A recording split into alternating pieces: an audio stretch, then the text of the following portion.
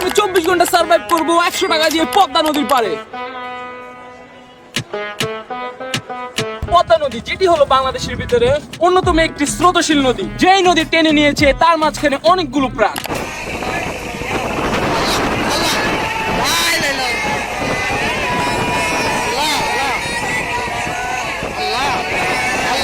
আজকে আমি সেই নদীর পাড়ে 24 ঘন্টা 100 টাকা দিয়ে সার্ভাইভ করব। তো গাইস এই চ্যালেঞ্জে আছে মাত্র 4টি টাস্ক। তো প্রথম টাস্ক হলো আমাকে 24 ঘন্টা 100 টাকা দিয়ে সার্ভাইভ করা লাগবে। আমি যা যা করব সকালের নাস্তা থেকে শুরু করে দুপুরের খাবার টুকটাক খাবার সব করা লাগবে 100 টাকার ভিতরে। আর 2 নম্বর টাস্ক হলো বড়শি দিয়ে এই পদ্মা নদী থেকে মাছ ধরা লাগবে, আর ওই মাছ একজন র্যান্ডম মানুষের কাছে বিক্রি করা লাগবে। আর 3 নম্বর টাস্ক হলো আমাকে একটু র্যান্ডম মেয়ের কাছে যে তার কাছ থেকে টাকা নিয়ে ওই টাকা দিয়ে ফুচকা খাওয়া লাগবে। আর 4 নম্বর টাস্ক আমাকে এই নদীতে গোসল করা লাগবে, যেটা হলো শীতের টাইমে। আজকে এখন শীতকাল।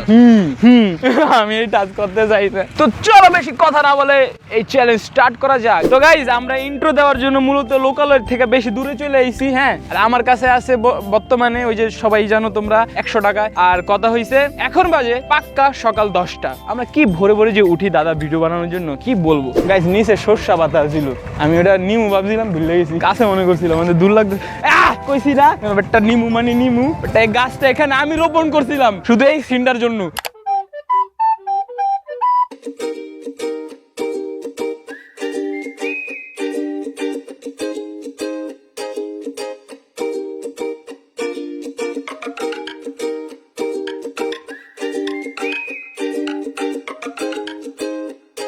আমার ফার্স্ট কাজ হলো, এবং ফার্স্ট একদম প্রচুর সিরিয়াস কাজ, আমার নাস্তা করা লাগবে। এই বলতে বলতে দোকানে চলে আইছি। এই যে এটা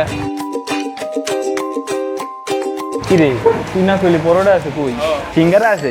ও মাই গড, কি মিল গাইস। তোমরা যারা আমাদের শুরু থেকে সার্ভাইভ ভিডিওগুলো দেখো, আমার পাশে যদি বিরিয়ানিও থাকে আমি সবসময় সিঙ্গারাটাই খাই। দেন ভাই সিঙ্গারাই দেন। A few moments later. তো গাইস চলে এসে পড়েছে দুটো সিঙ্গারা, সাথে একটু কাঁচা লঙ্কা, ফিল দা টমেটো সস। সিঙ্গারা মনে হইতেছে যে সিঙ্গারা খাইতেছি না, সিঙ্গারাই খাইতেছি। अरे कहना क्या चाहते हो?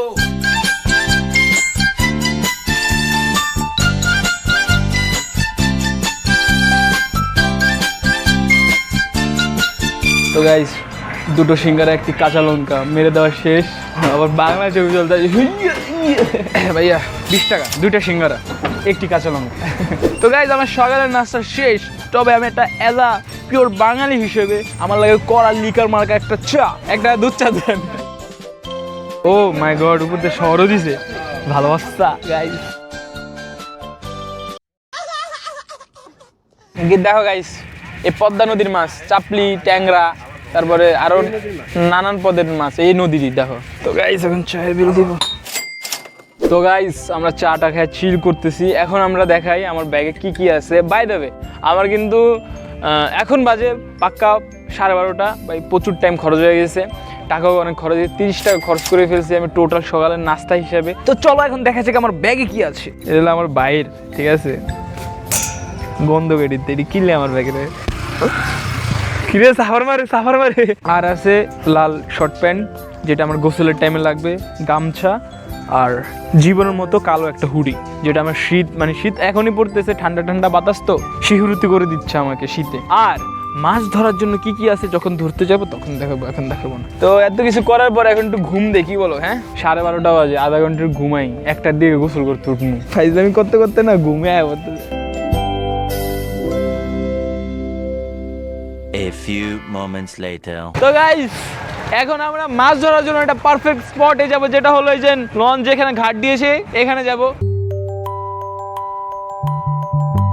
আমি চলো দেখাই বড়শি বানানোর জন্য আমি কি তরিকা অবলম্বন করবো আর কেমনে বড়শি বানাবো। বড়শি বানানোর জন্য একটা বোতল লাগবে, আর সঙ্গে লাগবে কামরূপ কামাখ্যা থেকে আনা গুপ্ত রোগের গুপ্ত চুলকানি, খাউজানির চুলকানি, মলম লাগাবেন, পাগলা মলম। আমরা আরো কিছু জিনিস এনেছি গাইস, এগুলোর ভিতরে আছে মূলত লাইলন সুতা। এই যে দুটো বড়শি। A few moments later. ভাই যদি মাছ উঠে, আমরা যদি মাছ কোনো উঠাইতে পারি তাহলে তো ভাই আমাকে কপাল ভালো। এটা খেয়াল রাখবে, ঠিক আছে? রেডি আমাদের মাছ ধরার যন্ত্র। মাছ ধরার বড়শি বানাতে বানাতে আমরা মাছের আধারের কথা ভুলেই গেছি। তো এই জন্য আবার আমরা লোকালয় গেলাম, গিয়ে দোকান থেকে একটি রুটি নিলাম যেটা মাছের আধারের কাজ করবে এবং যেটার প্রাইস মাত্র 5 টাকা। গাইস এই যে পুরো ওকে, এখন এখন মারবো। এত কষ্ট করে কি আদৌ গাইস মাছ ধরতে পারবো? আল্লাহু আকবার। মাইরা দিছি গাইস, মাইরা দিছি। প্রথম ট্রাইতে কোনো কাজ হলো না, এরপরে আমরা জায়গাটা চেঞ্জ করলাম, কিন্তু এইখানেও কাজ হলো না। এরপরে আমি আবার আরেকটা জায়গায় ট্রাই করলাম, বাট সেইখানেও কাজ হলো না। কিন্তু আমরা হাল ছাড়বো না, আমরা আরো চেষ্টা করতেই থাকলাম। ব্যাক টু ব্যাক আমরা অনেক সময় ধরে মাছ ধরার ট্রাই করতেছি, দেখা যাক এত চেষ্টার ফল কি আসে। 1 ঘন্টা থেকে ট্রাই করতেছি আমরা। একটা 30-এর ট্রাই করছি, 2টা 30 বাজে এখন। আমরা হতাশ হয়ে গেলাম গাইজ। আমরা খুব আশা করছিলাম আমরা বসি দিয়ে ইলিশ মাছ ধরবো, আমরা তো পারলাম না। আমরা কোনো কামে লাগাই দেয়, আমরা ধরতে পারি না। কি হয়েছে ভাই? বাইরা ধরছে। ও মা, এটা কি মাছ? বাইলা মাছ, পুঁটি মাছ ধরেন আপনাকে মাছ। আমরা গেলাম, অনেক টাইম ওয়েস্ট হয়ে গেছে। এখন আমরা গোসল করব। তো গাইজ আমরা চলে আইছি এখন গোসল করার জন্য।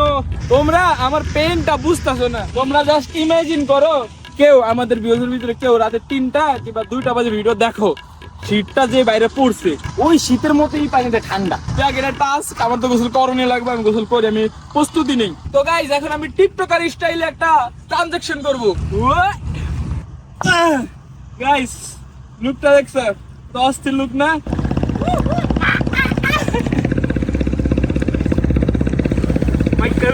দিলাম ডুব।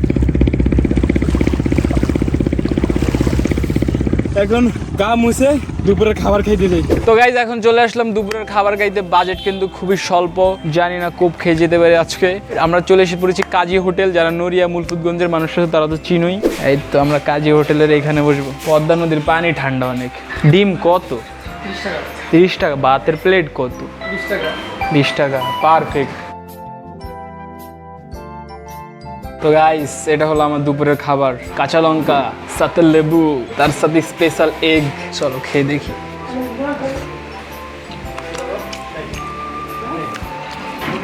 পারফেক্ট ফর ইটিং, একদম মজাদার একটা ফ্লেভার। আমি জানি এখন তোমরা ওই আশায় আছো আমি মেয়ের কাছ থেকে টাকা নিব ফুচকা খাওয়ার জন্য। অনেকে এই কারণে ভিডিওটা দেখতেছো। করবো relax. A few moments later. খাওয়া দাওয়া শেষ করে বিল দিয়ে আমরা আবার নদীর পাড়ে চলে গেলাম এবং সেখানে যে আমরা রেস্ট করে তারপর আমরা পরবর্তী টাস্কে যাব। টাস্ক